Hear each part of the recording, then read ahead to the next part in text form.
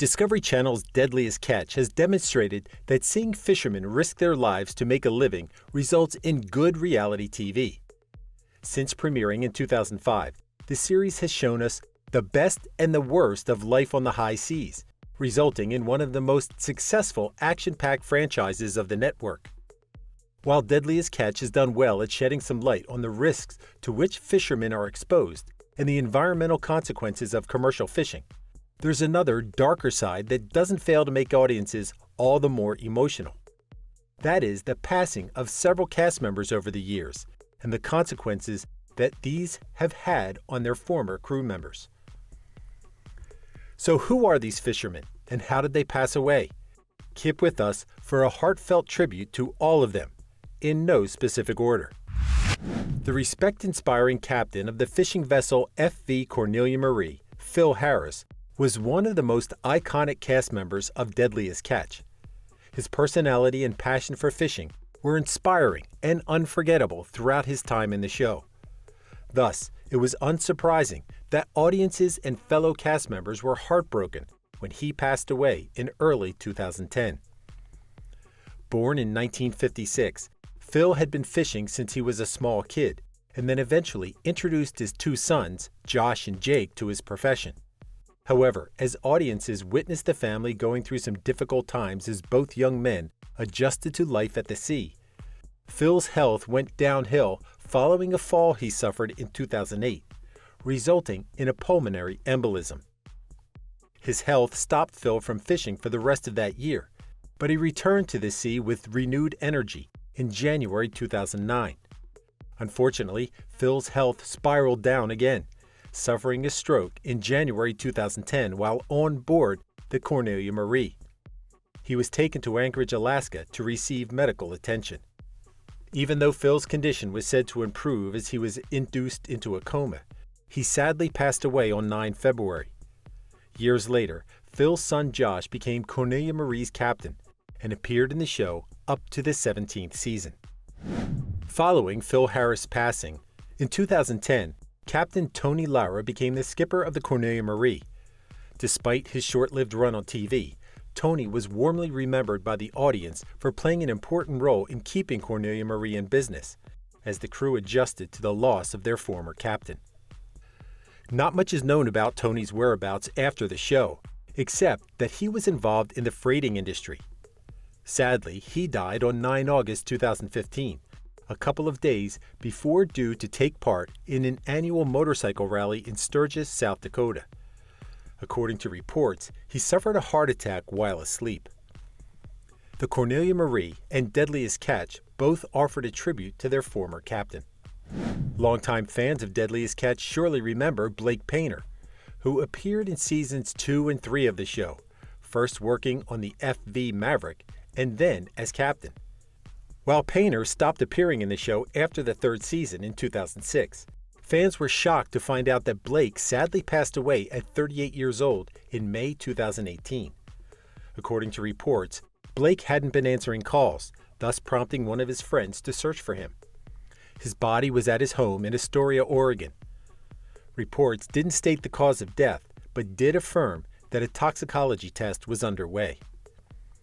From seasons 9 to 17, Nick McGlashan appeared constantly in Deadliest Catch. He started as a deckhand on FV Cape Caution and later became a deck boss on the FV Summer Bay. Unfortunately, Nick's promising career in fishing was cut short when he died at 33 years old on 27 December 2020. The cause of his death wasn't revealed, but he was always open about his struggles with drugs and alcohol. Another familiar face for Deadliest Catch audiences has been Nick Mavar, who appeared from seasons 1 up to 17. Nick was a deckhand of the FV Northwestern until the 17th season, when he left the show due to appendicitis. While it's apparent that Nick eventually returned to work on the high seas, not much was known about him from 2021 to 2024, when he passed away on 13 June at 59 years old. According to reports, he suffered a heart attack while working on a boat in Alaska. As a member of the FV Time Bandits crew, Justin Tennyson was just starting on his path as a Deadliest Catch star during the show's 7th season. Unfortunately, Justin passed away on 22 January 2011, just a couple of days after returning from the high seas. As reported back then, the night before his passing, he'd been hanging out with his cousin in Homer, Alaska. It was that cousin who couldn't contact Justin and reported to the police, who found Justin's body in a hotel room. Marijuana and alcohol were also found in the room, though the cause of his death was reported as sleep apnea. Initially a greenhorn on the FV Seabrook, and later a deckhand on the Cape Caution and Summer Bay, Mahlon Reyes appeared in several episodes of Deadliest Catch from 2012 to 2020.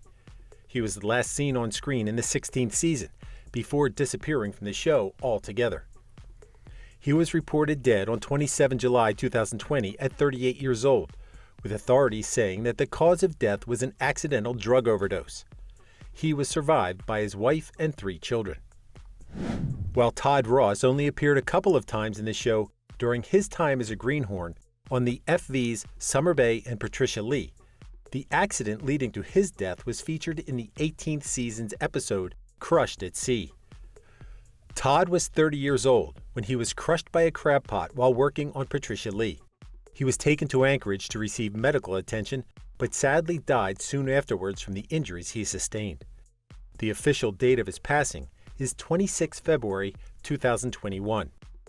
Ross was a greenhorn who worked on the FV saga, but sadly not much is known about him or the cause of his passing. The news was revealed by Deadliest Catch's Facebook fan community in June 2022. He was survived by his child and girlfriend. Even though it's unclear how many episodes of Deadliest Catch he appeared in, Tom Broussard was an important crew member of the FV saga. He worked as an engineer on the vessel alongside his captain, Jake Anderson, who was informed of Tom's passing in a heartbreaking episode of the show's 20th season, which aired in 2024. According to Tom's obituary, he was 64 years old at the time of his passing in January 2024 from a heart attack. He'd been living for some time in the Philippines alongside his family. All in all, these unfortunate losses are a reminder of how tough the work on the high seas is. And while the lifestyle in this series is exciting, the element of danger is always present. Thank you for spending some time with us. Make sure to like and subscribe so you never miss another video. We also handpick these videos which we recommend you watch next. You can talk to us on all social medias or ask a question in the comments below. Thank you for being with us, and we'll see you back tomorrow.